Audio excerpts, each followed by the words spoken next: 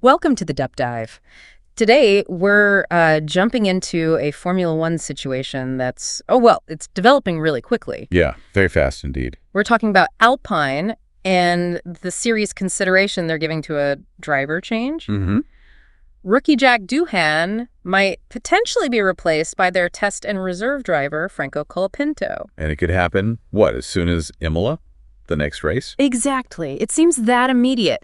Now, this deep dive is drawing on some great analysis we saw from the F1 Blog's YouTube channel. Right. They had that video, Why Alpine is Set to Replace Jack Doohan Immediately. Pretty direct title. It is. So for you, the learner, our aim here is to give you a really clear picture of, the factors behind this potential move by Alpine. We'll get into Doohan's performance, the context around it, obviously, and what bringing Colapinto in might mean. Yeah, we'll unpack the key moments, the insights from F1 blogs, just to give you a solid perspective on this whole developing story. Okay, let's get started. Right, so maybe start with the Miami Grand Prix. That seems like a flashpoint. The place to start. The F1 blog's analysis really honed in on Doohan's early exit there, that collision with Liam Lawson. Yeah, and what struck me from their take was the assessment that Doohan, quote, didn't really do an awful lot wrong.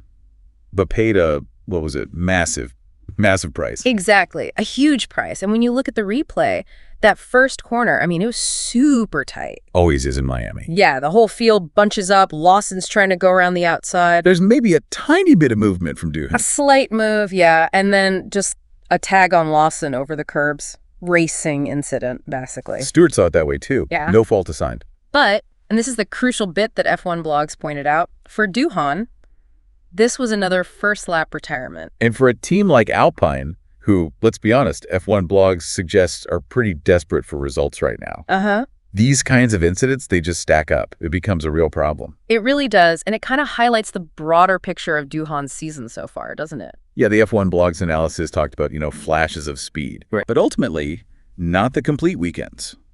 And crucially, not the consistent results, the points. It's such a strange contrast with Miami specifically. Yeah. Because he actually out-qualified Pierre Gasly on merit. He did, yeah. Oh.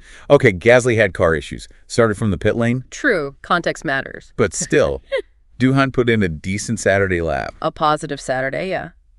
But it just didn't translate to Sunday. And like F1 blogs reminded everyone, that was his second first-lap crash this season. Second one. So you have to ask, what's the impact inside the team?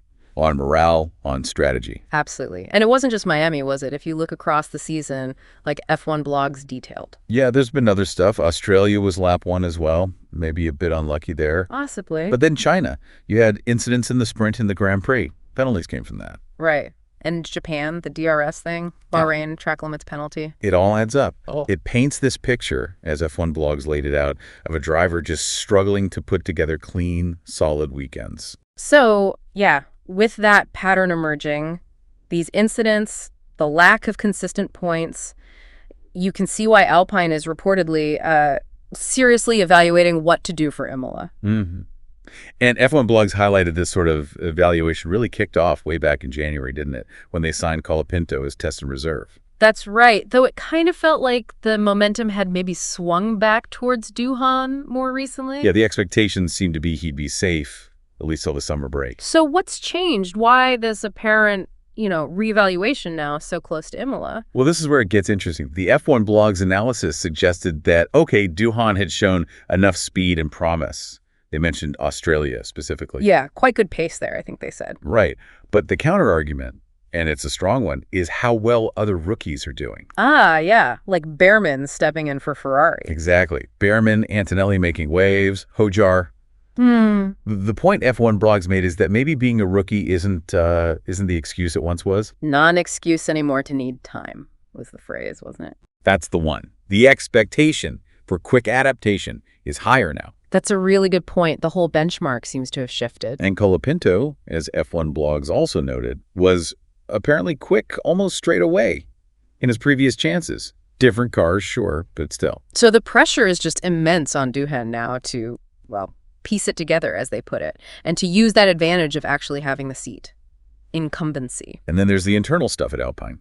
F1 blogs suggested there might not be total agreement internally. Oh, Divisions. Maybe some differing views among the decision makers, the engineers, about who's the best bet going forward. You got people like Briatore, Luca Di Maio, reportedly quite keen on Colapinto. Right. While the race team itself, F1 blogs mentioned, had actually acknowledged DOOHAN'S pace earlier on. Yeah, they were surprised, in a good way, by his early speed, so there was that initial hope. But the fact Colapinto is being talked about so seriously now, it suggests DOOHAN just hasn't, I guess, cemented his place enough. And you can't ignore the potential money aspect either. F1 blogs brought this up, drawing parallels with, other teams where sponsorship plays a role. Colapinto potentially brings backing.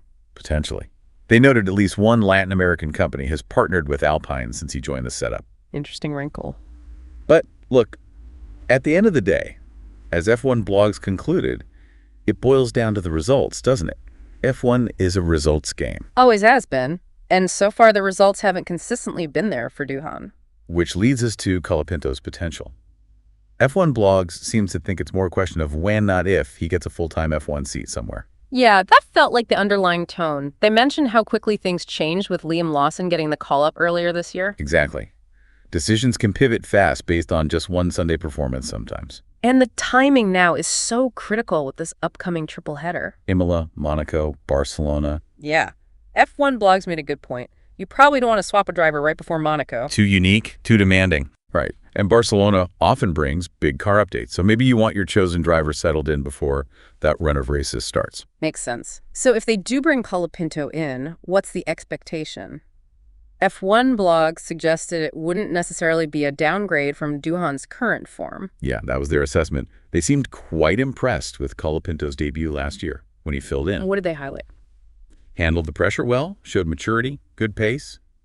Some swashbuckling moves, apparently, that led to points. Okay, promising. Any downsides? Well, typical rookie stuff, too. A few wobbles, some crashes. But the overall takeaway was positive. So the thinking is Colapinto's best shot really depends on DOOHAN underperforming. That seemed to be the angle from F1 blogs, right. Yeah. And based on this season, yeah. Well, that scenario was kind of unfolded. Doesn't mean it's a done deal, though. DOOHAN could still be in the car for Imola, maybe longer. Absolutely possible. But the analysis from F1 blogs definitely suggests the chances of that have decreased. And even the team boss, Ollie Oakes, didn't exactly give a cast iron guarantee, did he? F1 blogs picked up on his comments in Miami. Right. He said DOOHAN was their driver on Friday, but then added that crucial bit, "We are always evaluating." Which basically screams uncertainty, doesn't it? It keeps the door wide open, yeah. So what about the fairness argument? Replacing a rookie after, 6 races? Seems harsh. It does feel quick. Yeah. And F1 blogs acknowledged it's a small sample size. What? But they argued the whole game has changed for rookies. Simulators, data. The expectation to get up to speed is just much higher now. And you've got guys like Behrman showing it can be done. Step in, perform immediately. Exactly. Behrman, Hojar, Antonelli, these guys raise the bar. It makes teams less patient, maybe. It's a brutal business, as F1 blogs concluded. Performance is everything. If you're not delivering, teams will look at alternatives. That's just F1. Drivers have to grab those opportunities when they get them. Especially when the car shows flashes of being quick, you've got to deliver then. So the conclusion from the F1 blog's analysis seems pretty clear. Alpine is genuinely weighing this up for Imola. DOOHAN's tough start, the incidents, the lack of consistent results, it's all put his seat under pressure.